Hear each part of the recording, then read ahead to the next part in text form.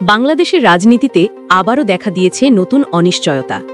জুলাই জাতীয় সনদ বাস্তবায়ন নিয়ে প্রস্তাবিত গণভোটের সময়সূচি ঘিরে তৈরি হয়েছে উত্তেজনা, বিতর্ক আর বিভাজন।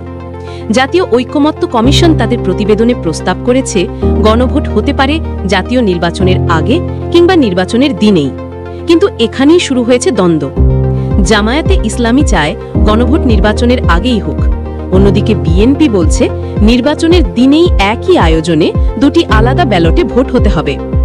গতকাল অর্থাৎ গত ৩০ অক্টোবর বিএনপি মহাসচিব মির্জা ফখরুল ইসলাম আলমগীর বলেছেন, অন্তর্বর্তী সরকারের সংবিধান অনুযায়ী জুলাই সনদ বাস্তবায়নের আদেশ জারির কোনো এখতিয়ার নেই।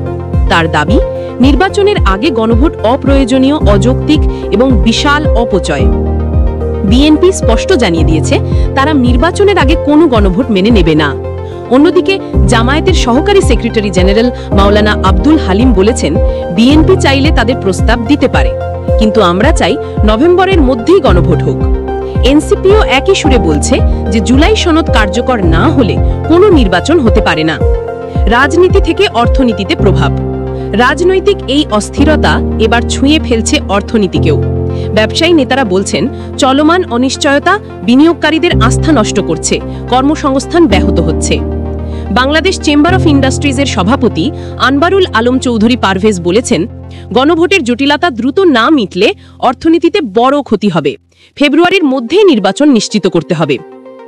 বাংলাদেশ এমপ্লয়ার্স ফেডারেশনের সভাপতি ফজলে শামীম এহসান আরও কড়া ভাষায় বলেন, যারা নির্বাচনে বাধা দিচ্ছে তারা দেশের অর্থনীতি ও জাতির শত্রু।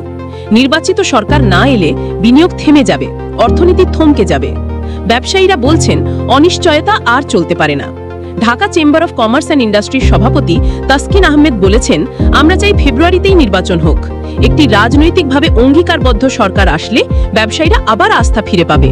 তিনি সতর্ক করেন যে বৈদেশিক বিনিয়োগকারীরা এখন অনিশ্চয়তার কারণে বাংলাদেশে আসতে চাইছে না। এভাবে চললে অর্থনীতি আরও দুর্বল হবে। বিশ্লেষকদের মন্তব্য।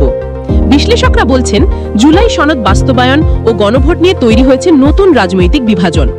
সেন্টার ফর পলিসি ডায়ালগের নির্বাহী পরিচালক ডক্টর ফাহমিদা খাতুন বলেছেন, গত বছর সবাই আশা করেছিল দ্রুত নির্বাচন হবে, কিন্তু সরকার সংস্কারের নামে বরং নতুন বিভাজন তৈরি করেছে, যা জাতীয় স্থিতিশীলতাকে দুর্বল করছে।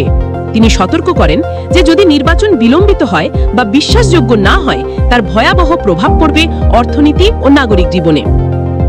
রাজনৈতিক বিশ্লেষক আলতাফ পারভেজ বলেছেন, সবাই ভেবেছিল ঐক্যমত্যের ভিত্তিতে গণভোট হবে, কিন্তু এখন এমন কিছু বিষয় যুক্ত করা হয়েছে যা জনগণকেও বিভ্রান্ত করছে।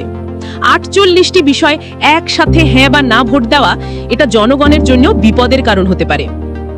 শেষ কথা, এখন মূল প্রশ্ন একটাই, জুলাই সনদ নিয়ে গণভোট আদৌ কতটা বাস্তবসম্মত? রাজনৈতিক দলগুলো কি সময় মতো ঐক্যমত্যে পৌঁছাতে পারবে?